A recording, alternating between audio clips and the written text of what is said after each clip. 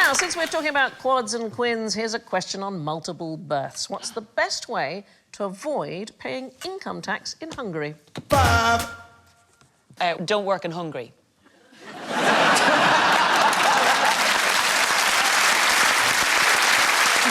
I think that's fair. Yeah. It is, in general, the most fail-safe way of avoiding income tax. Yes, I think. Avoid income. Yeah. Look at that building, isn't it stunning? It's the Parliament in Budapest.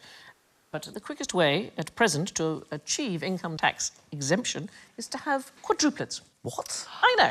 So, February 2019, the Prime Minister, Viktor Orban, announced that women who have 4 or more children will be permanently exempted from income tax. Why might he decide to do this? I feel like there's probably a not particularly fun answer to this, that it's about getting more and more Hungarians. It is, darling. It's about they don't want immigrants coming in, and they're trying to repopulate with real Hungarians. Isn't that a thing? It's essentially encouraging breeding as an act of racism. Yeah, exactly. Yeah. I don't think if I moved to Hungary and managed to produce 4 kids... He'd be thrilled. He wouldn't be delighted?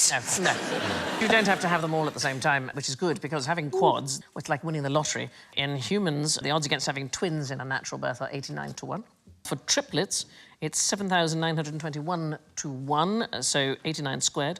For quads, it's 704,969 to 1, so it's 89 cubed. Doesn't the likelihood go up through IVF and stuff like that? Yeah. This is a sort of rule of thumb. It's called Helen's Law. It is just to do with natural childbirth and natural conception. So, looking at that, the best route would be just not to declare all of your income. Can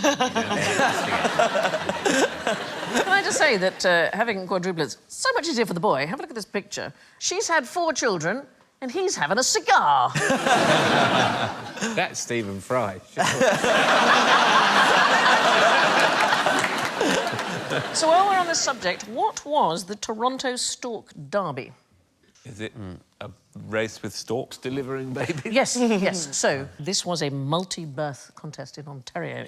In 1936, it was described by the province's Premier Mitchell Hepburn as the most revolting and disgusting exhibition ever put on in a civilised country. What happened was there was a great guy, I think, called Charles Miller. He was a lawyer, he was a financier, he was a practical joker, and he had nobody to leave his money to.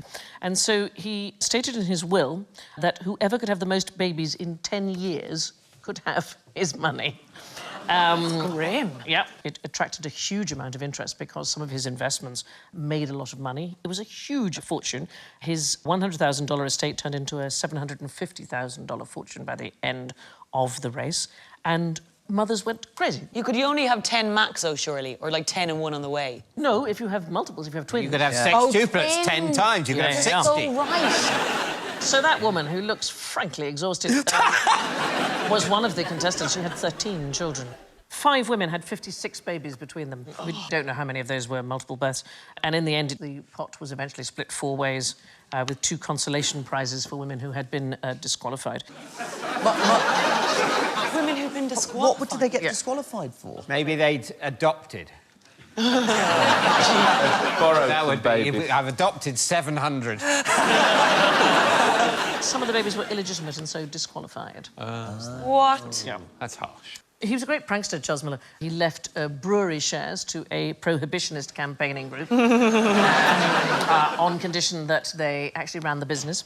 Racecourse shares to anti-gambling clerics. And he left a holiday home in Jamaica to 3 men who hated each other on condition they all lived in it together indefinitely. Sounds like a great sitcom, doesn't it? Thank you for watching. Do remember to subscribe to the QI channel and click here to watch more videos.